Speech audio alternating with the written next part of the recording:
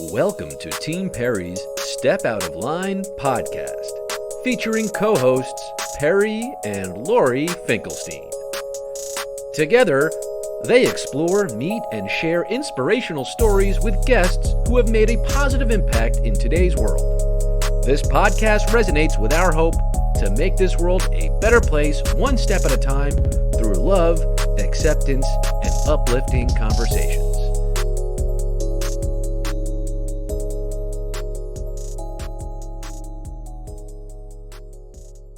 It means the world to look to as someone who is an inspiration to other women. And that's always what I've wanted to do. Like you, Perry, I had aspirations and still have so many. Like, I still want to write a book too. I want to go back and I want to teach at some point, to teach other young entrepreneurs how to kind of become successful in business. When it comes to how I got started and why I felt like I could keep going, was simply just belief in myself. My mom was really helpful in instilling that within me, but just this belief that I can do what I set my heart to do and what I want to do growing up. My mom always said to me, querer es poder. She's Mexican, a Mexican immigrant. And that means, in Spanish, it means if you want it, you can achieve it. So she's been saying that to me my whole life. And, I think she's an example of, sometimes there are other outside forces that will prevent you from getting somewhere, whether it's a language barrier or, being met with, just outsiders judging whether or not they think you can accomplish something. And I'm sure, Perry, you've experienced that. I know I sure have experienced that. But instead of letting that, make you feel like you can't get somewhere, you let it fuel you to prove them wrong. And that's really kind of how I got started. I feel like that is where and how I most stepped out of line. I grew up getting bullied my whole life, and in some pretty severe cases. And I feel like the average young girl who goes through something like that, she doesn't always come out on the other side feeling positively about herself, right? She would more likely than not be made to feel like she can't accomplish what she sets her mind to, or she is less than, because that must be why she's getting put down. And I definitely had moments like that where I would question who I was or whether or not I could continue. But I think at the end of the day, it always was knowing that what was being said about me wasn't true, knowing that I was a good person, and knowing that I wanted to do something positive to this world because of how I was being treated. And I think taking that time and flipping that switch from something negative to something positive is not something that everybody does, right? And I think that is, in that way, how I stepped out of line, how I took a negative situation, turned it into something positive, which very clearly, you can identify with, right? The only way to move forward in life is to take what you've been through, no matter how negative it might have seemed, turn it around and make it worth something, right? Make it make sense a little bit more by putting positive energy behind it. So yeah, I'd say in that way I stepped out of line. I mean, I also create a product that looks a little juvenile at first glance, with the little white letters, and, I'm showing a picture of it now, and you can kind of see it's got like a youthful vibe to it. So when I first started making them, I had a lot of naysayers. A lot of people would say to me, and this was 8 years ago, before everyone and their mother has started not necessarily knocking us off, but creating products like this. In the beginning, we were like very kind of new to the jewelry space of these letters. Like, they used to, yes, of course, they were from back in the day. They were baby bracelets. They were, kids make them at camp, and that was always there. But I think, little words, I was the first to kind of bring it back to the market. And I had people saying, are you sure? Like, are you sure that's what you want them to look like? Don't you want them to have like the gold bar, or be like really like kind of elevated, or more like, regular jewelry? And I was like, no, this is the look. It's nostalgic. This is coming back. People are going to want this. I'm telling you. Fast forward 8 years now, you can find these pretty much everywhere, including major, arts and crafts stores that I actually met at a trade show, and they did, in fact, knock me off. But that's besides the point, because it just goes to show that I believed in it. I believed in myself. I stepped out of line in a way that most people would say, okay, yeah, maybe I should change the design, right? But instead, we stuck to our guns. I moved forward in the direction that I originally had set out to move. Going with my gut, I stepped out of line, which is crazy, right? To even say that that could be a way that I'm being different, but ultimately, not everybody does that because they allow what other people think and feel to infiltrate and to take over. One of the places that I feel like I really I went against the grain. How did you come up with this idea, and was it in college? I did. I started it right after I graduated on a massive scale. Picking a word that means something to you, you wear it for as long as you need it, then you pass it on. And then the best part is each one comes with a little number on the back of the tag. And the idea is you use that code to register the bracelet on our website. And then when you do pass it along and the next person does the same, you can start to see, where that bracelet goes, where it's been. It essentially has a story that's connected to it, person after person after person. And I started this kind of because of what I touched on earlier was I dealt with a lot of negativity growing up from other girls. I was bullied my whole life, most of the time without even really knowing why. When I first started making them, I was making them for myself, right? To get through those difficult times. In college, I started then making them for my sorority sisters because, we were as a group getting targeted and feeling like we were, less than and being discussed in this negative way from other girls, other groups. And it started to be clear to me that, this competitive cruelty is a very female driven thing. And, we've since expanded to include all people. It doesn't matter how, what you are, how you identify, whatever that might be. The idea is kindness, really knows no bounds. But the importance and the reason it was initially started was to bring kindness back to girl world. I started the version of it in college. I called them warm fuzzies back in the day. And the idea was it's supposed to give you a warm fuzzy feeling when someone gifted you a bracelet. And when you would pass it on girl to girl. And it really created a sisterhood bond that we had never experienced before. It kind of just showed me like if this could work on this smaller scale where we were really truly like we went against the grain for the stereotype of a sorority, right? And you would think that this girl who was bullied her whole life would stay away from sorority life. But what I experienced there actually proved to me that women, when they come together for this common purpose and this common goal and this of kindness, what it does is create true bonds, true sisterhood, and true kindness. So when I saw how good that worked at school, I was like, let me bring this to the masses. So I got the blessing of my sorority sisters, who it had essentially become an iconic symbol for them. And I had to be like, I'm taking this and bringing it to the world. And they were all so supportive, so helpful. They helped me launch the website. And in that first month, we were profitable. When you have the support of women like that and you lean into it and, you create community, we are bringing more value than just a bracelet or product could.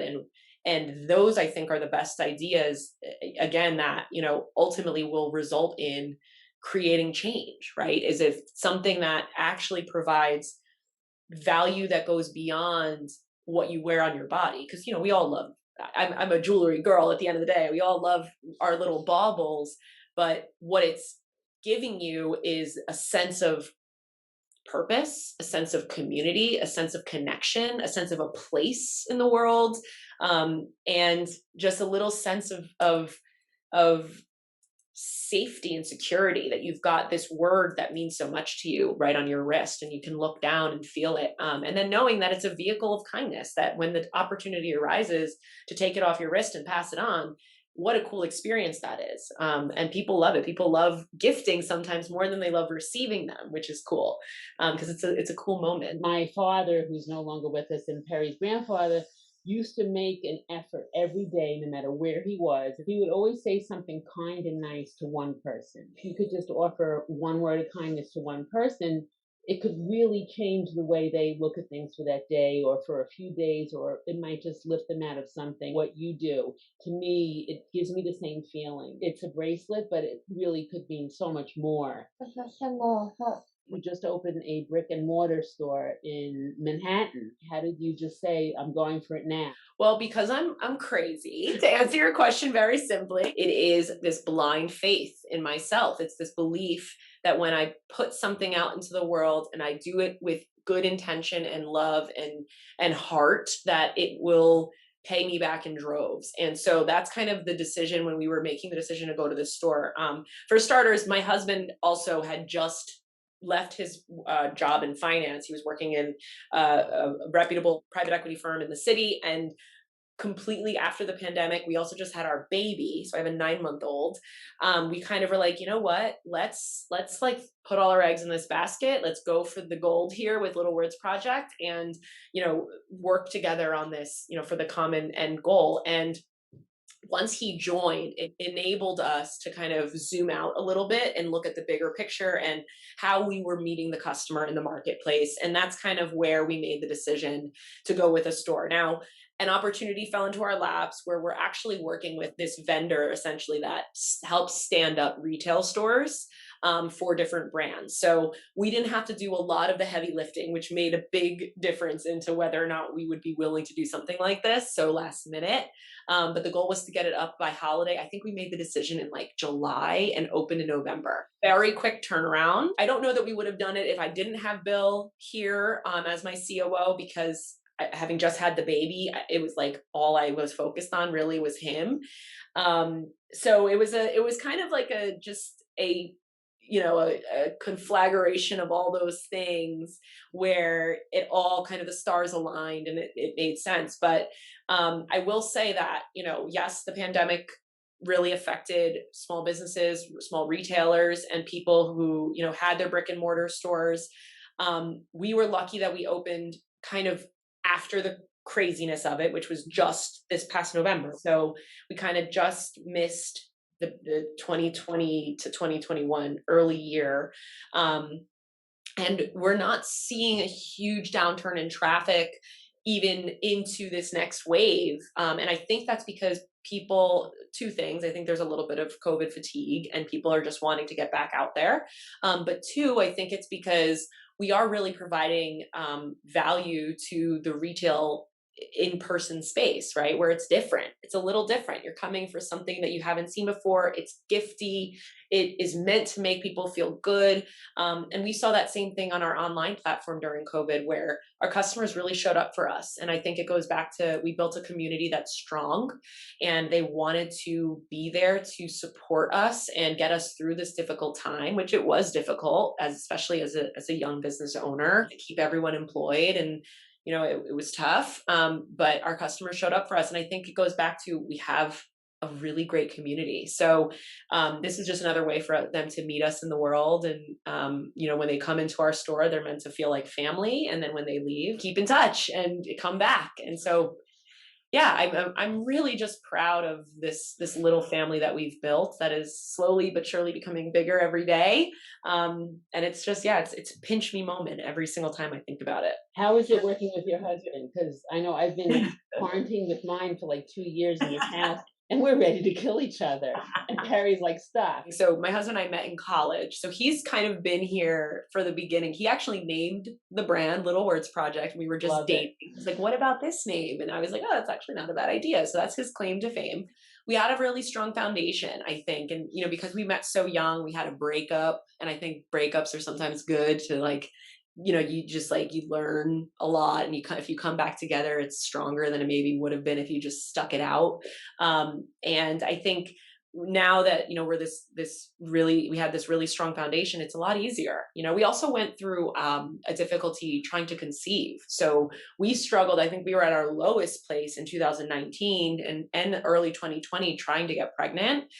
We ended up doing IVF to get our baby. It was the most humbling, grounding experiences, because it just helped me to realize that, all these other trivial things that I worry about and think about, like, really at the end of the day, like, the prospects to me of never being a mother was the scariest thing I could have ever gone through, right? Like, that's what I always wanted.